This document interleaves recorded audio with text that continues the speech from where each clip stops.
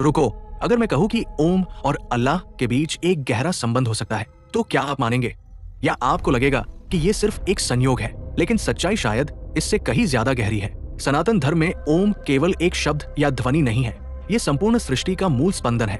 उपनिषदों में कहा गया है कि ओम वो आदिनाद है जिससे पूरे ब्रह्मांड की उत्पत्ति हुई। यही वो ध्वनि है जो हर कण में, हर जीव में और पूरे अस्तित्व में निरंतर गूंज रही है। ओम के भीतर 3 स्तर छिपे हैं। पहला ब्रह्मा, जो सृष्टि का निर्माण करते हैं। दूसरा विष्णु, जो उसका पालन करते हैं। और तीसरा महेश, जो सहार करते हैं। अर्थात सृष्टि का हर चक्र ओम के भीतर समाहित है। लेकिन ओम का रहस्य यही समाप्त नहीं होता। इसके ऊपर एक अर्धचंद्र होता है जिसे माया कहा गया है। माया यानी वो शक्ति जो हमें इस भौतिक संसार में बांध कर रखती है, जो हमें सत्य का पूर्ण अनुभव नहीं होने देती, जो हमें अलग अलग रूपों, नामों और भेदों में उलझा देती है। और फिर आता है सबसे सूक्ष्म और सबसे महत्वपूर्ण भाग, एक छोटा सा बिंदु।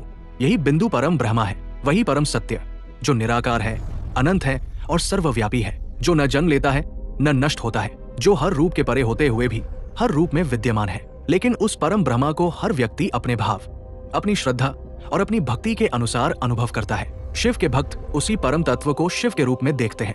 विष्णु के भक्त उसी सत्य को विष्णु के रूप में अनुभव करते हैं। राम और कृष्ण के भक्त उसी परम को अपने आराध्य के रूप में स्वीकार करते हैं। और शक्ति की उपासना करने वाले उसी परम ब्रह्मा को माता के रूप में अनुभव करते हैं। अर्थात रूप बदलते हैं, नाम बदलते हैं, लेकिन मूल तत्व हमेशा एक ही रहता है। ऋग्वेद में भी यही कहा गया है, एकं सत् विप्रा बहुधा वदन्ति, अर्थात सत्य एक है, लेकिन ज्ञानी उसे अलग अलग नामों और रूपों में व्यक्त करते हैं। अब जरा एक और बात पर ध्यान दीजिए। दुनिया के कई देशों के झंडों में आपने एक विशेष चिन्ह जरूर देखा होगा, एक चांद और उसके साथ एक सितारा।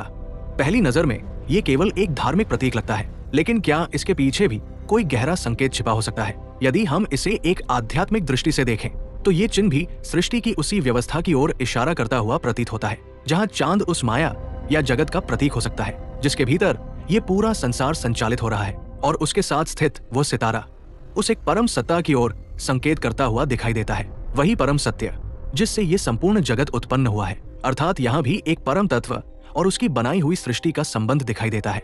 बस अंतर इतना है कि यहाँ ये स्वरूप मुख्यतः माया और जगत तक ही सीमित दिखाई देता है, जबकि ओम के भीतर उस परम ब्रह्मा से लेकर सृष्टि तक का संपूर्ण ज्ञान समाहित है। इस्लाम में भी कहा गया है कि ईश्वर एक है, जो निराकार है, जिसका कोई रूप नहीं है। ईसाई धर्म में भी यही कहा गया है कि गॉड इज वन, जो पूरी सृष्टि का निर्माता है। अब जरा सोचिए, नाम अलग है, भाषा अलग है, रूप अलग है, लेकिन संकेत एक ही दिशा में है।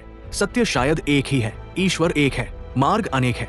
हमें धर्म के नाम पर विभाजित नहीं होना है, बल्कि उस एक सत्य को समझना है जो हम सबको जोड़ता है, क्योंकि हम सब उसी एक परम चेतना के अंश हैं। और जब ये समझ आ जाती है तो भेद अपने आप समाप्त होने लगते हैं। यदि आप मानते हैं कि ईश्वर एक है तो कमेंट में लिखिए वी आर वन।